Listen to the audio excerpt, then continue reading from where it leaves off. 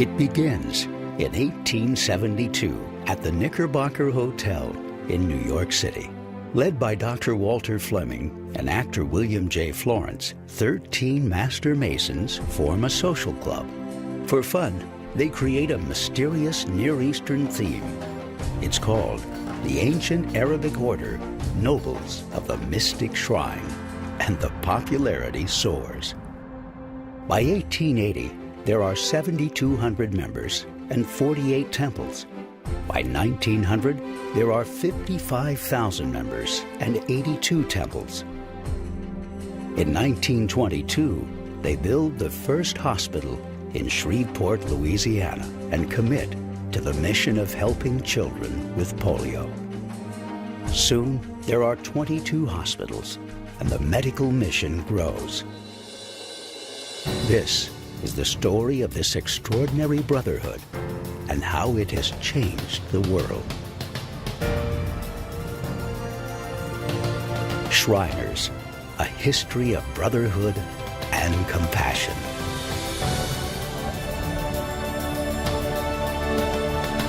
Well, as they say, in the beginning when the shrine was formed, go back into the 1870s when New York was quite a popular place for just about everything going on in the world at that time. The Civil Wars ended, and in America's biggest city, New York City, a group of Masons comes together who think that it's great to be a Mason, but that lodge meetings are a little bit on the stuffy, stale side.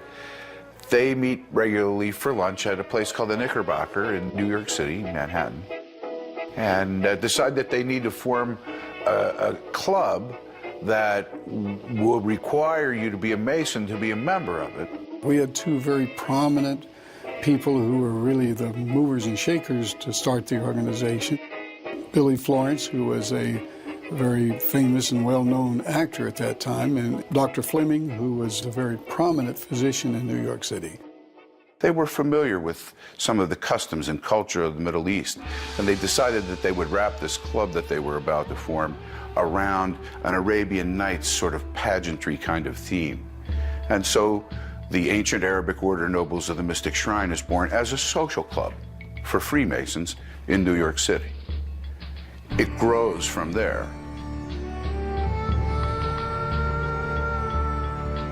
The Fez comes from Morocco. The name of the city is Fez, Morocco. The emblems, the scimitar, the crescent, and so on, is taken from basically the various parts of the Arabic nations.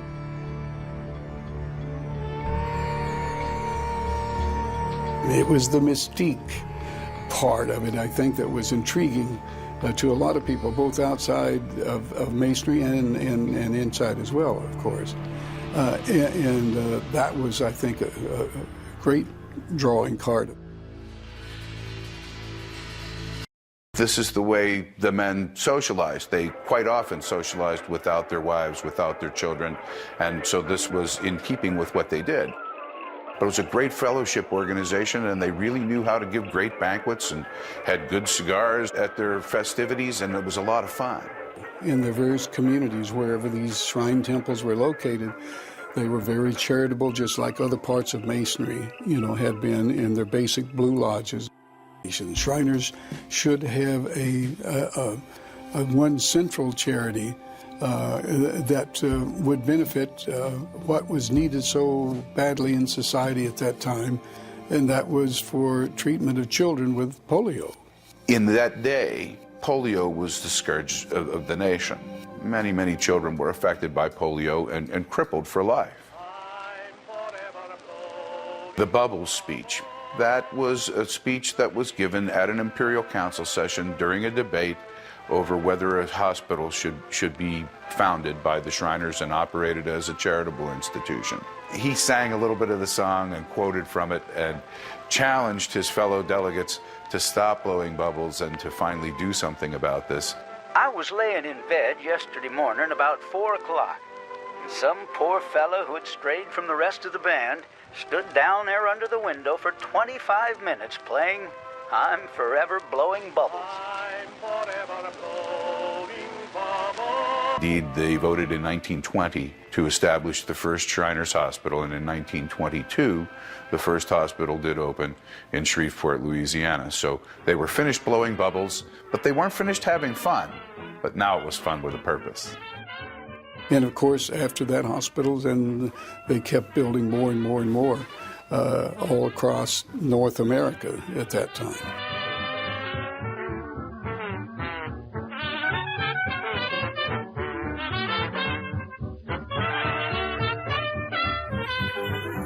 And the first, as they come back and establish themselves and go to work and establish families and settle down, there is a tremendous membership boost for Freemasonry and for Shriners. I came out of the Navy, I would fight a bear. You know, I was tough and rough and afraid of no man or beast.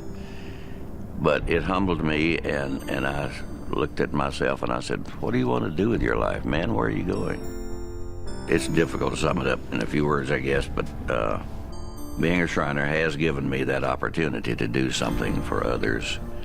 And that just about says it all. When you walk into a Shriners Hospital, it's real. It is the great reality show. And you know what you're seeing is the truth. They're hurting kids lying here. And there may be 20 of them in here today. And they're being helped. And one of these days soon, they'll be up and out of those beds, and they'll be going back home, and they'll be running in the yard and playing, kicking a football or bouncing a basketball. And I'm a part of that. It's hard to believe.